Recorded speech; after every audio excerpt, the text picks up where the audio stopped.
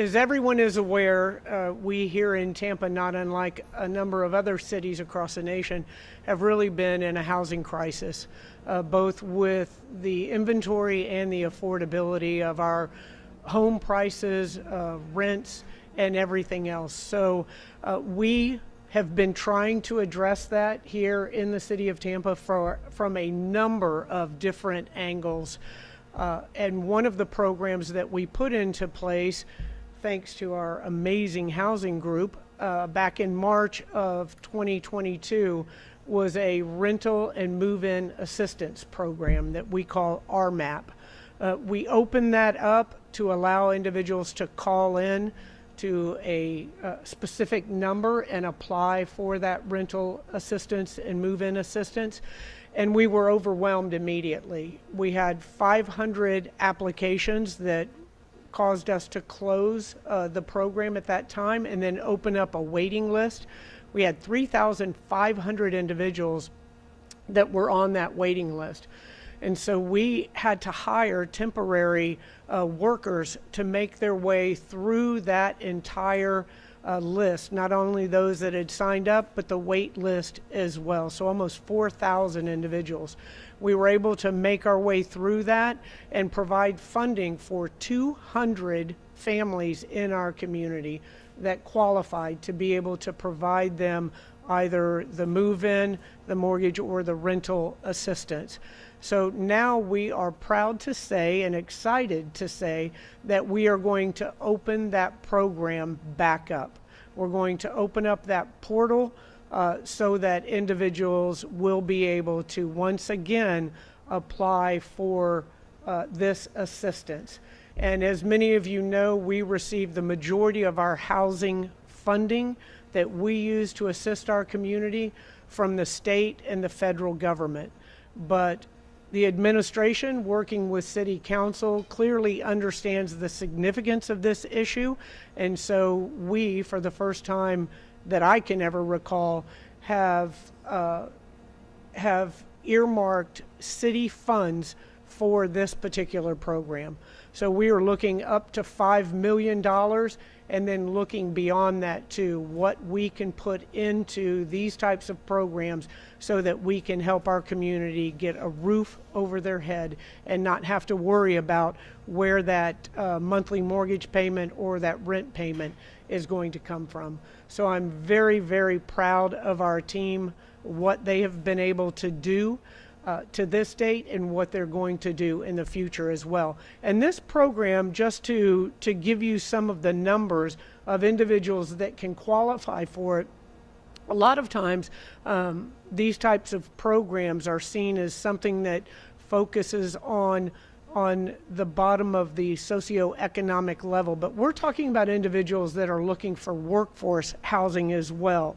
So we for example, a one-person household can make up to $80,000 and still qualify for this program. So we're looking at those individuals that are out there working hard every day and still not able to make ends meet. So very, very excited that this is going to be a very far-reaching program in our community. And with that said, I understand that we aren't able to help every individual that is struggling to find housing or is facing eviction as well. And so this assistance is up to a year in duration, and the average award right now is $10,000. So you think about that, that's pretty incredible for an individual that may have been looking at being evicted out of their homes. So again, very excited about this particular program and the number of families that we are going to be able to reach here in the city of Tampa. And I could not be more proud of our team that has worked so diligently to make this program available, to streamline the process. When you think about when we first opened this, we had 500 individuals that called in a matter of, I believe, 2 days, and then we have 3,500 people on the wait list. So they have fine-tuned that process so that our community, our residents, will be able to apply for this and get approved much, much more quickly. And these funds will go directly to the landlords, and unfortunately they do not have to accept them. So we encourage, without a doubt, all of the landlords to take this funding to keep people in their residence, but certainly we can't force them to do that. We also, in collaboration with our city council, started the new Tenant Services. We're getting ready to stand that up. We've put FTEs, full-time employees, in our budget to be the personnel in that particular office, and we have even funded a position for Bay Area Legal Services so that our residents who are calling in with tenant issues will be able to be directed to that organization that can help them instead of getting the runaround from the different groups. So I'm very proud of everything that our team has done and what we've been able to accomplish in collaboration with City Council.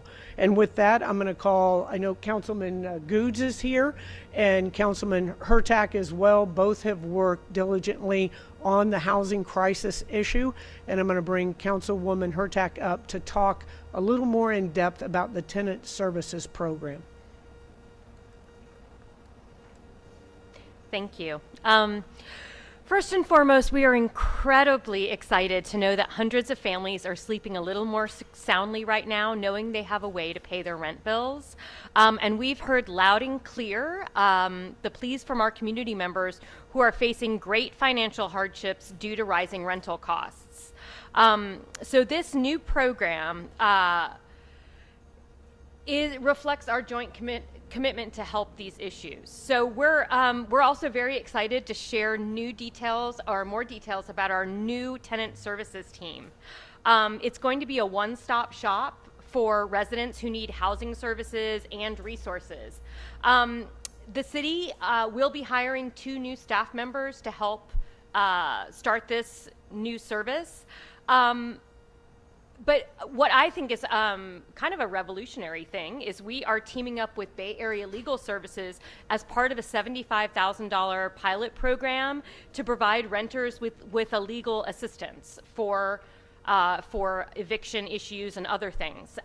This is a level of service that the city has not provided before, and I'm just incredibly proud of the team who came up with this really, I think, creative and innovative solution, and so we'll be watching to see how that works. But now I'm sending it to Kayon Henderson, who will answer some. Oh, I'm sorry, Councilman Goods first. Well, thank you, Councilwoman. You know, we're excited. Council heard the cries of the public. As you know, we have a crisis situation. Council, got with the administration and asked we need to find more money to do what we need to do, and they did. We've got CRA, possible money coming to help this crisis, but the bigger picture is I know once we open it up today, I know it's going to close very quickly, and I'm a realist on that. We've got to find more avenues and more ways. So I don't want people to discourage if they don't get in, but this council and this administration, we're trying diligently to find dollars, find innovative ways to get people into housing and to keep them there. So again, I should thank the administration, and of course, the brains behind the operation, Ms. Henderson. So we want to thank you for your team and the work you've been doing. All right, and now to answer all the really difficult questions is Kayon Henderson. Good morning, everyone. Again, thank you for coming. I'm open to answering questions at this time that you guys might have or any clarification.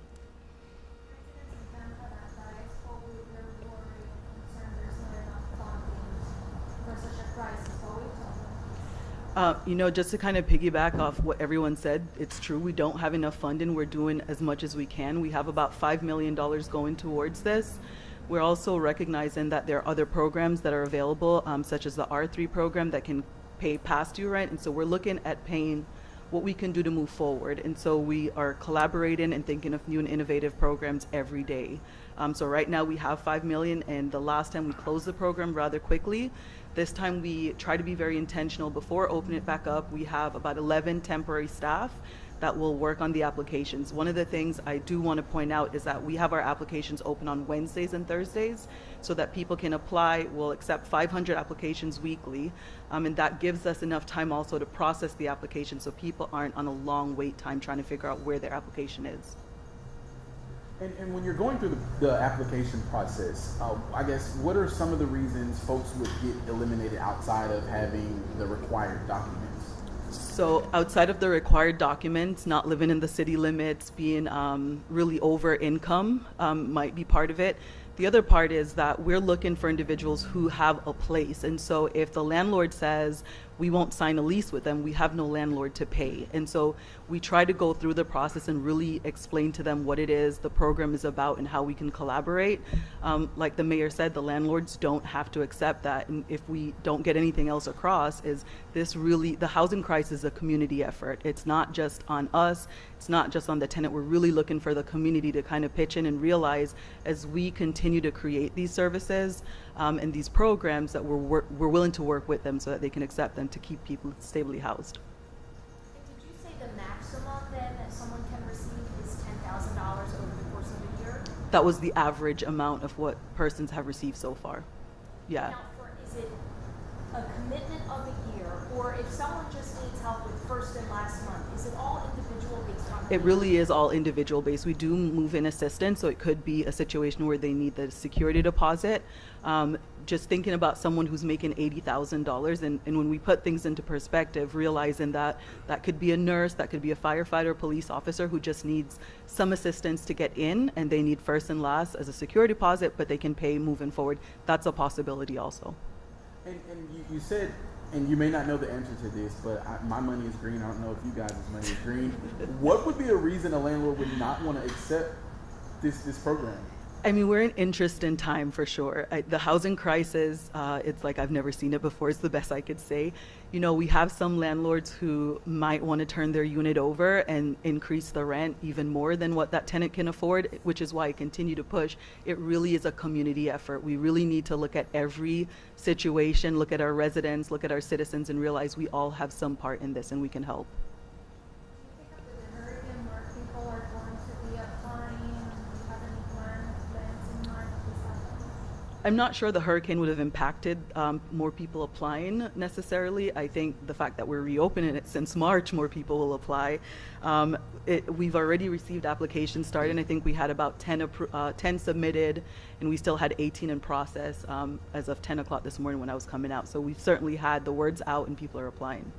So folks can already start applying. That is correct. They can go to our website and start applying. And again, we're only open to accept applications on Wednesdays and Thursdays. And then how quickly, when someone applies, how quickly will they hear if they've been accepted or denied? You know, that really becomes situational for each person. We try to, our goal is to try to get these applications really processed as quickly as possible, especially since we know landlords won't accept it. But that also depends on that person who's applying to submit all the correct documents. And so if there's a lot of back and forth in trying to get correct documents and trying to get them to submit a complete application, that can delay the process. Can I answer to that, but is the team able to, if for some reason they don't meet these qualifications, maybe direct them to state or federal partners, or how would that work? Because there is other assistance. It's not only in the city of Tampa, correct, that can assist with rental stuff, or the county perhaps? Correct. I mean, so right now we still have the housing hotline that's going. As Councilwoman Hurtak stated, once we have the tenant advocacy staff that's hired, we are going to have somewhat of an overlap so that people still have a number to call. So at that time, if they're unable to qualify for these programs, we'll still have the tenant advocacy staff who will be able to bring them to other resources.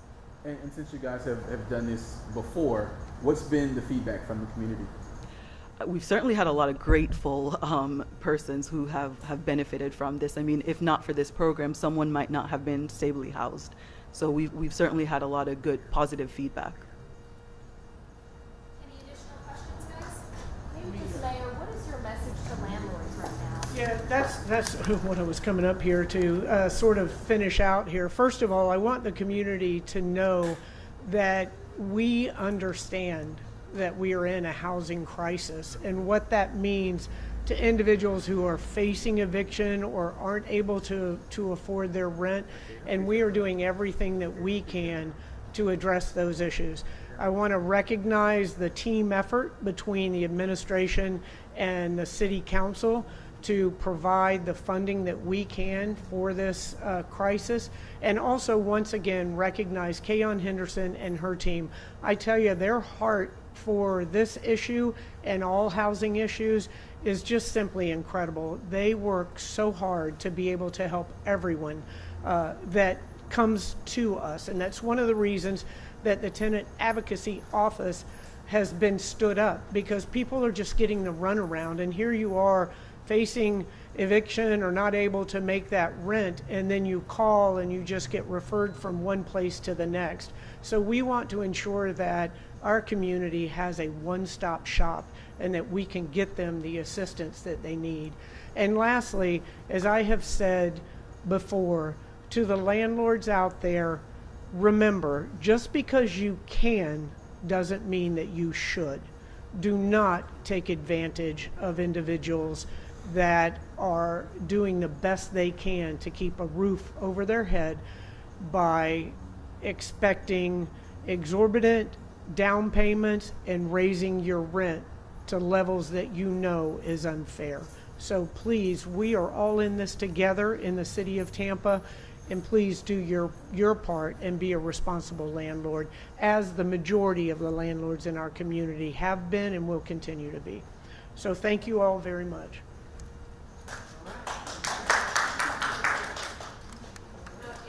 When you guys all unplug, we have our temporary workers who are processing all the applications.